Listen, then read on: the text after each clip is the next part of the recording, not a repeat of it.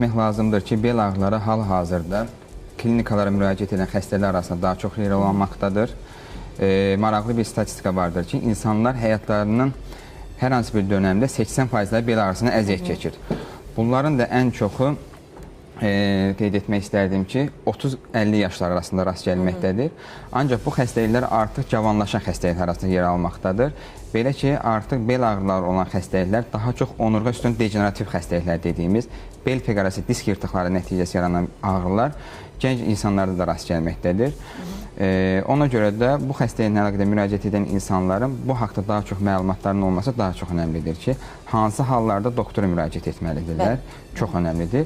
Və bel ağrıları arasında demək olar ki, hər 10 xəstədən ikisi və yaxud da ki, 3-ü bel feqarası disk yırtıqları ilə klinikamıza müraciət etməkdədirlər. Yəni, bel ağrılarının müxtəlif səbəbləri ola bilər və son zamanlar doğrudan da çox insanlarda bel ağrıları müşahidə olunur. Onların ən çox yayılmış, belə deyək, səbəblərindən dediniz disk yırtıqlarıdır.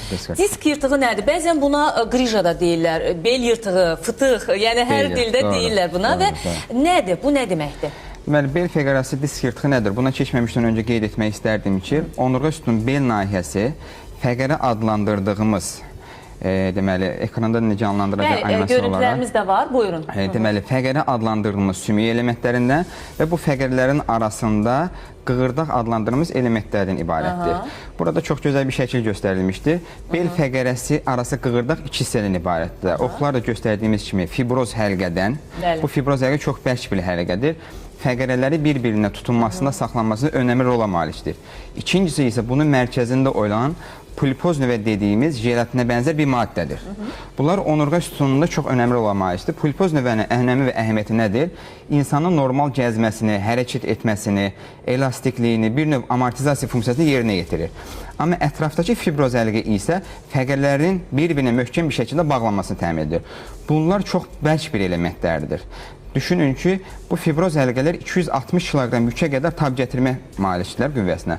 Amma təəssüflər olsun ki, insanoğlu zamanla özünə doğru diqqət etmədiyinə görə bu ətrafda gördüyümüz fibroz həlqə zamanla yırtılmağa başlayır. Və yırtılma nəticəsində nə baş verir? Fəqərası qığırdağın mərkəzində olan nüvə partlayaraq kanala doğru, arxada göstərilmişdir, sinir elementinə doğru irəliləməyə başlayır ki, və bundan sonra artıq nə meydana gəlir? Gördüyümüz kimi sinirin sıxılması göstərildi artıq. Yəni, insanda bundan sonra bel feqarası disk yırtığının kliniki əlamətləri özünü büruzə verməyə başlayır. Özünü büruzə verməyə başlayır. Buna görə də bu xəstələr daha çox bizdə hansı şikayətlər müraciət edir? Bunlar çox önəmlidir. Bəzi hallarda xəstədə bel feqarası disk yırtığı olduğu halda hansı şikayətləri olarsa doktora erkən zamanda müraciət etməsi çox önəmlidir. Burada qeyd etmək lazımdır ki, birinci ən önəmli şikayətlərdən biri nədir? Xəstədə bel ağrısının onalması çox önəmlidir. Bel ağrısı bu xəstələrdə çox önəmlidir. Bel ağrısı vardır. Eyni zamanda bel ağrısı bərabər xəstədə ayaq ağrısının olması önəmlidir.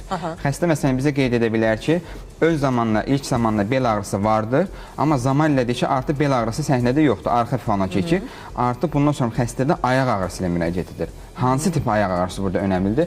Baldırın arxasında yumuşaq ətdə olan ağrılar önəmlidir.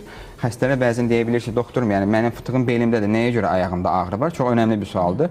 Doğrudur, çünki ayağa gedən sinir sıxıldığına görə ayaq ağrısı müraciət edir. İkinci burada önəmli şikayət nədir? Ayaqlarda olan uyuşuqluq və çeylik. Xəstə gələ bilir, barmağında uyuşmalar var, çeyləşmə var, pəncədə var.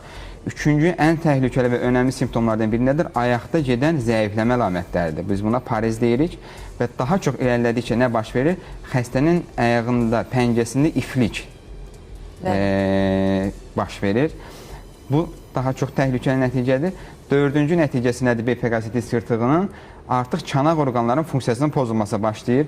Siri ifrazının pozulmasıdır, bağırsaqların funksiyasının pozulmasıdır ki, bu tipli şikayətlər əgər vardırsa, ən qısa zamanda, erkən bir müddətdə həkimə müraciət etmək lazımdır. Yəni, bu bel yırtıqlarının, qrijaların əlamətləridir.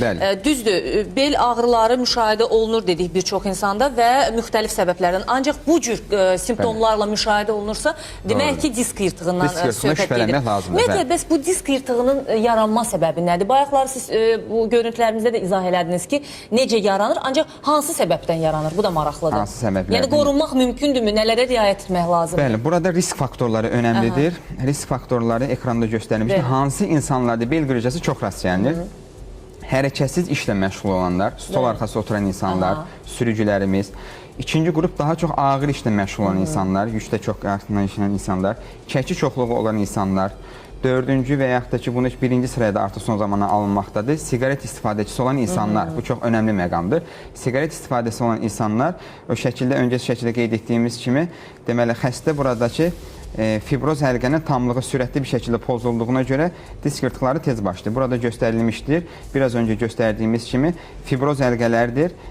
Ekranda göstərildiyi kimi artıq yırtılmağa başlayır. Siqaret çəkən, ağır işlə məşğul olan insanlarda bu bağların yırtılması sürətlənir getdikcə. Son mərhələ etibarilə isə sekvestr, yırtıq dediyimiz mərhələ başlayır. Yəni, ona görə də bu tipli insanlar çox hərəkətsiz, həddindən çox ağır işlə məşğul olan, doğru qidalanmayan, siqaret və spirtli işçi insanlar, istifadə edən insanlarda yırtığın yaranma ehtimalı daha çox olur. Yəni, belə deyək, düzgün olmayan həyat tərzi bax, bu disk yırtığının yaranmasına gətirib çıxarır. Hətta siqaret, biz bilirik ki, siqaret və alkoqollu içkilərdən istifadə bir çox xəstəliklər yaradır. Sən demək ki, elə disk yırtığına da səbəb ola bilir. Ona görə zərərli vərdişlərdən uzaq olmaq lazımdır. Və müalicə üsulları, diaqnozu, öncə təbii ki, diaqnozdan danışaq. Diaqnozun düzgün qoyulması bilirik ki, müalicənin düzgün aparılması deməkdir. Bu haqda məlumat verərdiniz. Heç də deyilmir ki, yəni doğru diaqnoz müalicənin yarısı deməkdir. Önəmli bir məqamdır. Diaqnostik üsullar arasında təəssüflər olsun ki, hələ də disk yırtığı diaqnozunun qoyulması üçün rengendən istifadə olunur. Bu yanlış bir diaqnozdur. Artıq rengenlə disk yırtığının varlığı haqqında %100 net olaraq bir qərar söyləmək olmaz. Daha çox müasir üsul maqnit rezonans tomoqrafiya deyilən bir üsuldur ki, maqnit rezonans tomoqrafiya insanlar bəzi hallarda şüası ilə qorxulur. Qeyd etmək lazım, heç bir şüası yoxdur. Yəni, insan üçün xarakteri olan bir qorxusu yoxdur. Və diaqnostik olaraq qızıl bir standartdır artıq. MRT müayinəsi ekranda göstərildiyi kimi görün, açıq bir şəkildə göstərilir. Fəqrələr göstərilmişdir, fəqrə arası qığırdaqlar göstərilmişdir və arkada göy xətlə göstərildiyi kimi sinir dəliyi göstərilmişdir. Bu xəstədə 5-ci fəqrəsinin 1-ci oma fəqrəsi arasındakı dəlik, foramen dediyimiz sinir dəliyi qırmızı xətlə göstərilir kimi daralmışdır yuxarıya nisbətən. Artıq burada onurğa kanalının daralması və həmin səviyyədə disk yırtığının olması açıq bir şəkildə maqnit rezonans tomoqrafiya ilə diaqnoz qoyulur ki, bu da həkimlərimizin və xəstələrimizin işini bir xeyli rahatlaşdırmaqdadır, yəni erkən diaqnostika üçün. Ən çox hal-hazırda problemlə üzləşdirmiş nədir? Doğru zamanda xəstənin doğru əməliyyata alınmaması və yaxud da vaxtından erkən gərəksiz yerə xəstənin əməliyyata alınmasıdır. Bizim Türk-Amerikan Medical Center'ın fizioterapiya və reabilitasiya mərkəzi önəmli üstünlüyümüz nədən ibarətdir? Bizdə bir qrup çalışması var, ekip çalışması var. Yəni, Bilgə xanım bərabər olaraq, fizioterapevt olaraq və bizim tərəfdə neyrocərrah olaraq xəstələr mütləq bir şəkildə bərabər dəyərləndirilir. Ortaq qərar verilir. Bunu bilmək lazım ki, hər bir bel qırıcısı əməliyyatlıq deyildir. Bu önəmlidir. Yəni, %60% hallarda, bəzi dəbətlər %70% hallarda bel fəqrəsi disk yırtıqlarının əməliyyatsız sağalacağını göstərir. Bu da praktik olaraq özünü təsdiqləməkdədir. Və həm də sizdə də var bu üsullar. Yəni, Bilgə xanım biraz öncə məlumat verdi. Biz də neyrocərrah olaraq hansı halda xəstəni əməliyyata alırıq? Birinci də qeyd etməsindən bizim əməliyyatlar tamamilə müasir üsulda yerli anesteziya, spinal anesteziya dediyimiz metodla tətbiq olunur. 40 dəqiqəlik bir əməliyyatdır. Balaca bir dəlikdən daxil olaraq bel fəqrəsi disk yırtığı çıxarılır. Əməliyyatdan 6 saat sonra duraraq xəstə aktivləşdirilir. Bir gün sonra da xəstə evinə getmiş olur. Yəni, əməliyyat lazım olmadı. Əməliyyatda hansı hallarda alırıq? Mütləq bir şəkildə xəstənin hər bir icra olunan dərman, fizioterapevti müalicəsinə baxmayaraq ağrının keçib getməkdə hallarda, ağrılar dözümsüz olarsa, ay yarım, 2 aydan çox davam edən dözülməz ağrıların olması və üstə gəl, xəstədə əgər ayaq zəifliyi varsa, keyləşmələrin getdikcə artırsa, çanaq orqanların funksiyasının pozulması vardırsa, artıq bu hallarda xəstə iynə dərman və fizioterapiya müalicəsi deyilmədən birbaşa əməliyyata alınır xəstələr. Amma dediyimiz kimi xəstədə yeni başlamış ağrılar varsa, defisitlər yoxdursa, problemlər ciddi dərəcədə deyilsə, o zaman da Bilgə xanım nəzarəti altında bunlar fizioterapevtik prosedurlar alırlar və faydası da görülməkdədir. Önəmli məqamdır. Ekranda bir videomuz göstəriləcək indi. Ekranımızda canlandırılsın. Bəli. Demək ki, burada onurğa sütunu göstərilməkdədir. Gördüyümüz ki, onurğa fəqərlər və fəqərarası qığırdaqlar göstərilməkdədir yenə. Buradan deməli, açıq bir şəkildə görünür, fəqərlər və fəqərarası dəlikdir.